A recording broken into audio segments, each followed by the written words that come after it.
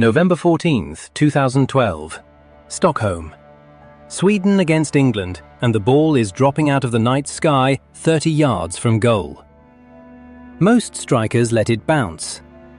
One man turns his back to the net, throws himself into the air, and does something so absurd the commentators forget their own language. 4 goals that night.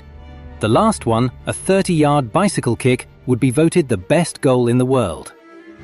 And the man who scored it had been told his whole childhood that he would never make it. This is the story of the kid nobody wanted, who won everything, everywhere, except the one thing everyone expected. Zlatan Ibrahimovic was born in Malmö, Sweden, in 1981 in a neighborhood called Rosengard. Concrete blocks, immigrant families, and a reputation the rest of Sweden preferred to keep at a distance. His father was Bosnian. His mother was Croatian. They divorced when he was small, and the home that was left behind was not a soft place. He has written about it himself. A father who drank, a fridge that was often empty, a boy who learned to fill his stomach and his silence with football. Nobody in that flat was telling him he was special, he had to invent that voice on his own. He got to training on stolen bicycles. That is not a legend, it is his own confession. His teammates arrived in their parents' Volvos, from houses with gardens. Zlatan arrived on someone else's bike, from the blocks. And when he played like someone with a point to prove, and nothing to lose. There was also Taekwondo. Years of it, a black belt's discipline hiding inside an undisciplined kid. Those kicks, that flexibility, the airborne confidence, remember them. They come back 30 yards from goal in Stockholm. At Malmö, the club of his city, the talent was obvious, and so was the attitude. Coaches doubted him. Parents of teammates complained about him. He was too angry, too selfish, too much. Zlatan heard all of it, and decided the answer was to become so good the complaints would sound ridiculous. Europe noticed fast. Arsenal wanted a trial. Zlatan refused, and the refusal became a manifesto. Auditions were for other people. In 2001, Ajax paid a record fee for a Swedish player, and a 19-year-old from Rosengard walked into the academy of Cruyff and Van Basten. It was there, in 2004, that he scored the goal that announced him. Against NAC Breda he picked the ball up, and simply refused to give it back. 5 defenders, one by one, folded out of his way like a crowd stepping off a train. The goal was voted the best in the world that year by fans. The ugly duckling was done apologizing. Juventus paid 16 million for him that summer. In Turin he sharpened himself into a killer, 2 league titles in 2 seasons, a boy becoming the most arrogant man in every room and backing all of it up. Then Italian football exploded. The Calciopoli scandal, referees, phone calls, favors.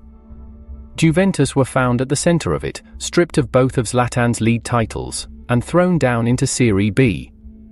2 championships, erased from the record like they never happened. Zlatan refused to go down with them. Some called it betrayal. He called it ambition, and moved to Inter Milan, where the response was ruthless. 3 league titles in 3 seasons. Top scorer in the league by the end of it. Whatever club he stood in front of, the outcome repeated itself. So in 2009, the biggest club in the world came for him. Barcelona. A transfer package worth around 70 million, one of the most expensive deals football had ever seen. 70,000 people at his presentation. The kid from the blocks had reached the very top of the mountain. And the top of the mountain is where it went wrong. He scored, he won the league, and he was miserable. Pep Guardiola wanted a system. Zlatan was not a system. You bought a Ferrari, he told Guardiola, and you are driving it like a Fiat. Within a year, the most expensive signing in the club's history was pushed out the door. Milan took him in, and Milan got the point of him immediately. A league title in his first full season, the club's first in 7 years. But look at the pattern forming. Every club, a trophy. Every exit, a fire. And one competition, quietly, kept slipping through his hands. Hold that thought. In 2012, Paris Saint-Germain made him the face of a project to conquer Europe. For seasons in Paris, for league titles. He left as the club's all-time top scorer, and when he went, he did not whisper. "I came like a king," he said, "and I left like a legend." It was in the middle of those Paris years that the England game happened. The bicycle kick from the opening of this story, 4 goals in one night against the country that invented the game. For Sweden, he would score 62 times, more than anyone in the history of the national team. The kid they said was not Swedish enough became the most Swedish thing there is, a national record. At 35, an age when strikers retire, he went to Manchester United and scored 28 goals in a season, winning the League Cup and the Europa League. Then his knee gave way. A torn ligament, the kind of injury that ends careers a decade younger. Doctors talked about damage. Zlatan talked about coming back stronger. Only one of them turned out to be right. In 2018, Los Angeles got him, and got a full-page newspaper ad that read, "Dear Los Angeles, you're welcome." 53 goals in 58 games followed, including his 500th career goal, scored with a spinning taekwondo volley, the black belt from Rosengard cashing in one more time. And then, at 38, when the whole sport assumed the story was over, he went home to Milan. Not for a farewell tour. He dragged a young, broken team back to believing, and in 2022, at 40 years old, he was a league champion again, the oldest outfield player ever to win Serie A. On the 4th of June, 2023, at 41, he stood on the San Siro pitch and cried. The most arrogant man in football, the lion who never showed weakness, in tears in front of the curva. "I will say goodbye to football," he told them, "but not to you."